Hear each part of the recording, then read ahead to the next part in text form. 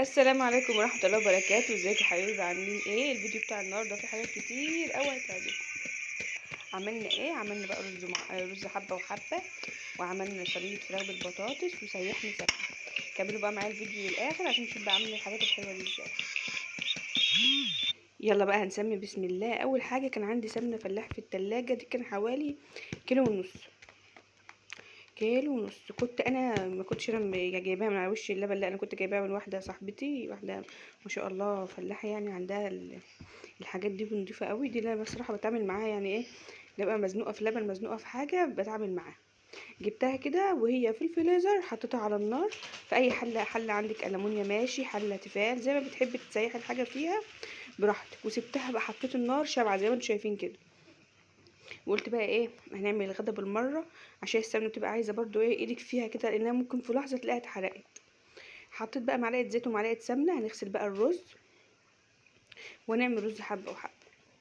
اسهل حاجه عند الرز المعمر والرز حبه وحبه، ما بياخدش وقت. بقى غسلته كده كام مره لغايه ما لقيت الميه ما شاء الله بقت زي الفل، نضيفه وحلوه. قلت يلا بقى ايه، نسمي بسم الله كده ونديها ساعه نشاط، لان ساعه النشاط لما بتيجي بيبقى خلاص بقى الواحد بيبقى قاعد مكسل مكسل، بس لما ربنا بيعينه بيقوم بقى يشوف هيعمل ايه. لو انتوا اول مره تتابعوني او تتفرجوا معايا على الفيديوهات، اتمنى ان انتوا تشتركوا معايا في القناه، وتفعلوا زر الجرس على الكل عشان اي حاجه بعملها لكم توصلكوا اول باول. طيب يا ماما مليكه، كنا بنعرف نعمل الرز؟ لا، في ناس كتير، في بنات كتير لسه صغيرين كده يعني ما بيعرفوش يعملوا الرز من اوله. ماما. نعم يا مليكه. فانتوا زي ما انتوا شايفين اهوت، حطيت بقى العين عليها السمنه، وحطيت العين التانية عليها الرز حبة وحبة.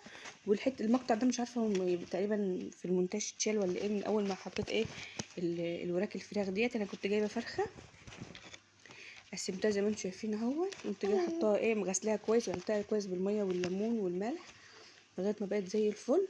بعد كده كنت جايبة بصلاية كله ناي في ناي، بصلتين اتنين وطماطمتين اتنين وملح وفلفل والبهارات بتاعتنا وورق لورا وحبهان. هي ماسكاهم كلهم، معلقه بسم الله الرحمن الرحيم. ايه بس يا ملك خلينا نركز. وشويه ملح وفلفل وكده ومعلقه خل، وحطيت كل ده في التتبيله. ماسكه كله ضحكه فيه في بعضه. ويا سلام بقى لو في قرن شطه كده مشطشط او قرن فلفل، وتمسكوا كل ده دعكوه في بعضه. وانت جايه دوبك حاطه الفراخ كله ني في ني زي ما انتوا شايفين اهو.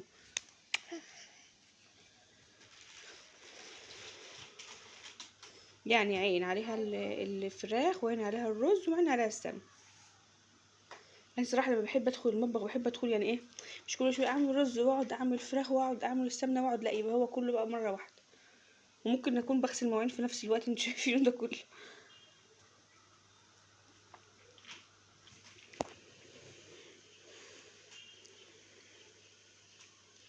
اهم حاجه خطوه عشان السمنه اللي انت بتسيحيها ديت، سواء سمنه زبده او سمنه فلاح، تطلع كويس، ان انت تسيبيها على النار على يعني بصي اهدى درجه على شمعه كده لغايه ما ايه ما تسيح وتبقى زي الفل. واهم حاجه معلقه الملح، معلقه الملح دي بتحفظ السمنه قوي، تعتبر زي ماده حافظه كده. ما انت شفتوا الرز خلاص بقى اتحمر، يا دوبك اللي لو لسه في بناتيت لسه صغننه كده متابعين معانا، يا دوبك بنحط شويه رز صغيرين يعني ربع مقدار الرز اللي معانا، نحمره نقلبه لغايه ما تشوفي اللون الحلو دوت، وبعد كده تنزلي عليه بالايه، بالرز الابيض اللي هو لسه ما اتحمرش.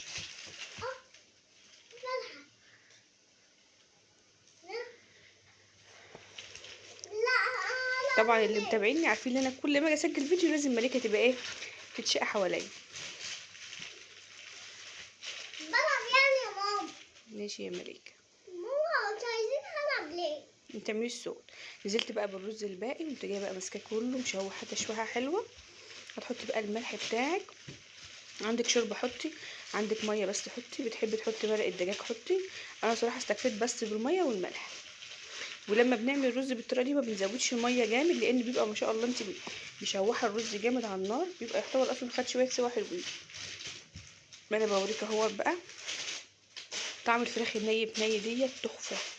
بصوا جربوها تبقى هتحسوها ليه احلى من المشويه مليون مره. ما انتوا شايفين اهوت قرن الشطه، قرن الفلفل اللي انا مقطعاه، والبصله المبشوره، ومعلقه الزيت والتوابل بقى اللي عندك والورق اللورا والحبهان كله انزلي عليه. زي ما انتوا شفتوا انا شوحت الرز وما زودتش العقل دلوقتي، لان انا عارفه ان الرز مش هيكمل تلت ساعه على النار ويستوي، ولسه الفراخ ما اتعملتش. انا بحب الاكل كله يبقى سخن. الحركه ديت اختياري. انا سبت الرز خلاص شوحته خلاص، يا دوبك بس عايزه احط الميه والملح، بس انا مش هعملها دلوقتي. انتوا شايفين اهو، زي ما انتوا شايفين الفراخ اهي ما شاء الله، ولا حطيت لها ميه ولا اي حاجه، هي اصلا اللي سردت ميتها دي كلها. شويه بقى كده هقوم جايه مقلبها بقى على الوش التاني، وبعد كده هقوم جايه مزوده لها شويه ميه صغيرين، واقوم جايه عامله ايه، بسم الله، واقوم جايه مهديه عليها بقى النار. وسلام بقى لو عندك معلقه شطه، شطه اللي هي بقى ايه اللي احنا بنخزنها في الفريزر ديت وفي التلاجة ببرطمات، اللي هي الشطه الحمراء، مش الشطه بقى يعني اللي هو الفلفل الاخضر بس او الشطه الخضراء بس اللي هي الحمراء، هتديلك تستحلو وطعم حلو قوي. هقلب بقى كله كده، وبعد كده ايه هستنى عليه شويه، وبعد كده ازود له شويه ميه واوطي عليه النار، وبعد كده نشوف اوريكم احط البطاطس امتى.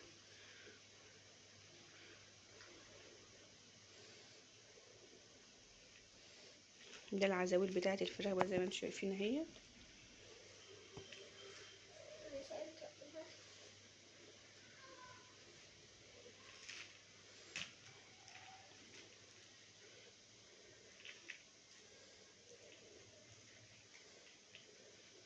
شفتوا الميه اللي فيها دي كلها، هي اصلا هي الفراخ اللي سارده ميتها.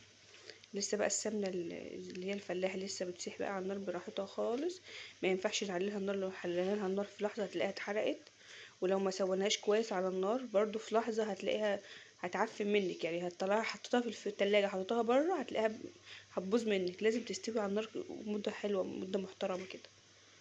برضو كل فتره بقلب بقى ايه الفراخ على الوش الناحيه عشان تاخد التست بقى، وتاخد ال- الجوس اللي هو طالع من الفراخ دوت.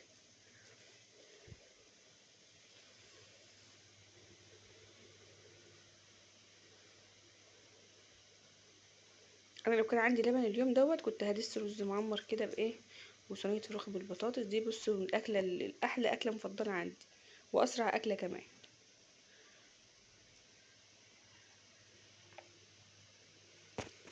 انا اليومين اللي فاتت دولت اتاخرت عليكم في الفيديوهات بصراحه، والله كنت مكسوفه ان انا انزل لكم فيديوهات في ظل الازمه اللي فيها غزه وفلسطين. تحس الواحد يعني مكسوف وهو بيعمل الحاجات دي، بس معلش بقى عشان ايه القناه والريتش بتاع القناه ما ينزلش. ربنا يا رب ينصرهم ويعدي الازمه اللي هم فيها دي على خير.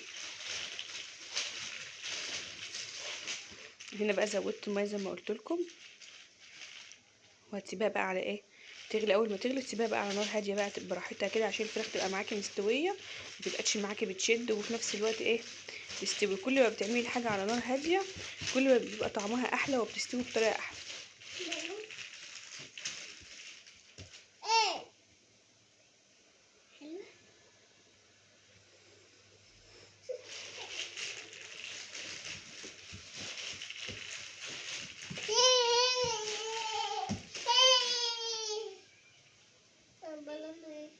دي بقى سمنه، انا كنت جايباها سمنه اللي هي سمنه سايحه دي بتبقى في المحلات. جبت حوالي 3 كيلو على كيلو ونص السمنه الفلاحي، هيعملوا برطمان ما شاء الله محترم، هوريهولكوا برده في اخر الفيديو. هنا ما زي ما انت شفت اهوت بقى، جبت بطاطستين 2 وقطعتهم، كان عندي برده جزرتين قطعتهم. هنزل بقى عليهم حبه، تحط شويه بسله. ماشي مليكه اقعدي مقدمه عشان بنسجل فيديو. يا ماما انا هلعب. لا طب عشان خاطري هم هيزعلوا منك، يقولوا مليكه مش مؤدبه. لا يزعلوا مني عادي يعني.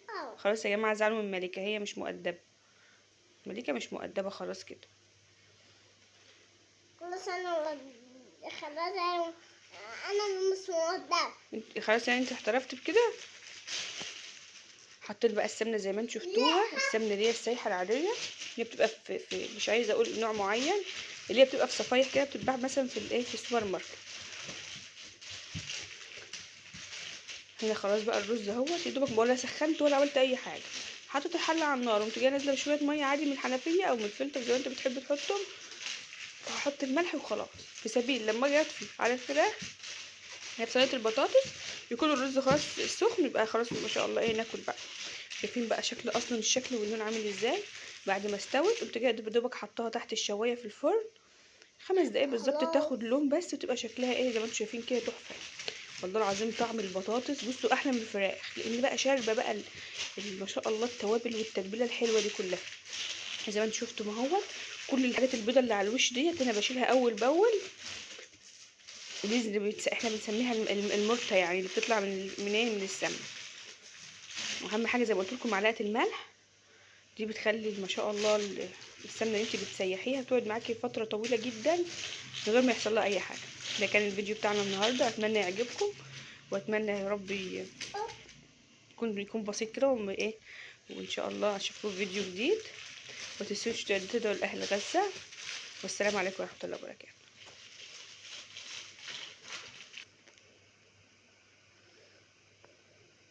السلام عليكم ورحمة الله وبركاته. يلا عشان أسجل فيديو.